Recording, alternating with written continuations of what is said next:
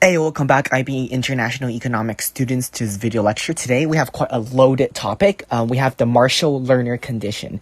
Okay, so we're going to be going over the definitions, some graphs, some calculations, assumptions, as well as how to explain this economic condition. So what is the Marshall Lerner condition? So we have to examine the relationship between the price elasticity demand of a good, okay, and the exchange rates.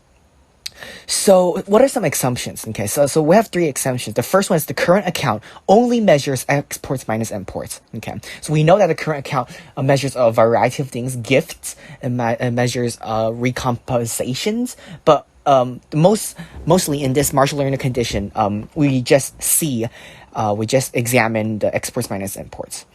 Another assumption is that total revenue of exports TRXN increases when export is greater than imports, and when imports are greater than exports, then total revenue from the exports minus imports, total revenue from exports will be decreased. Another assumption is that as currency depreciates, the current account balance tends to improve. So these are the assumptions. Now, what is the Marshall Lerner condition? To simply put, if the price elasticity demand of the net exports is greater than 1, then a devaluation and depreciation of a country's currency will lead to an improvement and increase in the current account balance. Now, vice versa, if price elasticity demand of the net exports is lesser than 1, then the devaluation and depreciation of a country's currency will lead to a worsening in the current account balance.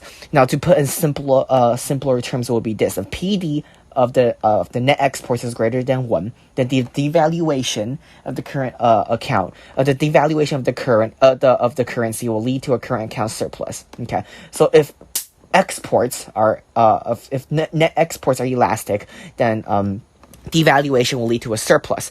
However, if net exports are inelastic, then then currency devaluation will lead to a current account deficit.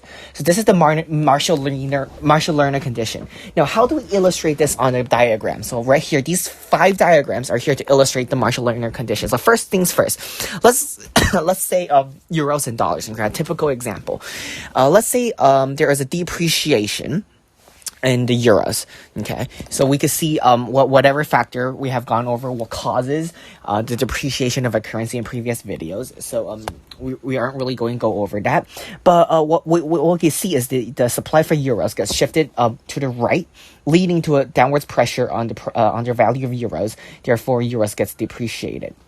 Now, what happens when euros are depreciated? Now, let's look at this graph right here, this first graph. The net exports of demand. So this demand curve right here illustrates the demand for foreign consumers of domestic goods, as well as the domestic consumer of foreign goods. Now, that's why this demand curve is called the demand of net exports. Okay.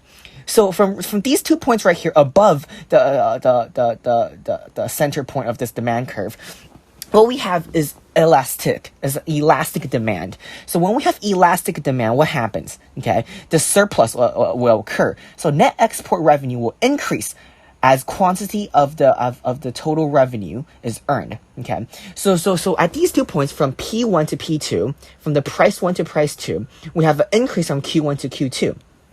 Now, because this section of the demand curve is elastic, according to the Marshall Lerner condition, when the supply is elastic and the devaluation of currency occurs, the net export revenue will increase. Okay, so hence this curve right here. Now, what happens at the second half of this demand curve? What happens at the second half of the net export demand curve, where we have PED lesser than 1? Okay, when we have inelastic demand for the demand of foreigners from domestic goods and the demand of domestic consumers for foreign goods. What happens here? Now, because we're in inelastic territory, a devaluation of the currency will lead to a current account deficit. Okay, so therefore the net export revenue will decrease. Okay, so if we connect the dots, we get this horseshoe. Okay, so when the PD is greater than 1, aka when the PED is elastic, we have an upward sloping until the point of equilibrium. Okay, when PED equals 0, and anything after that, we have a gradually sloping downwards of the current account due to the net export revenue influenced by the PED being lesser than 1.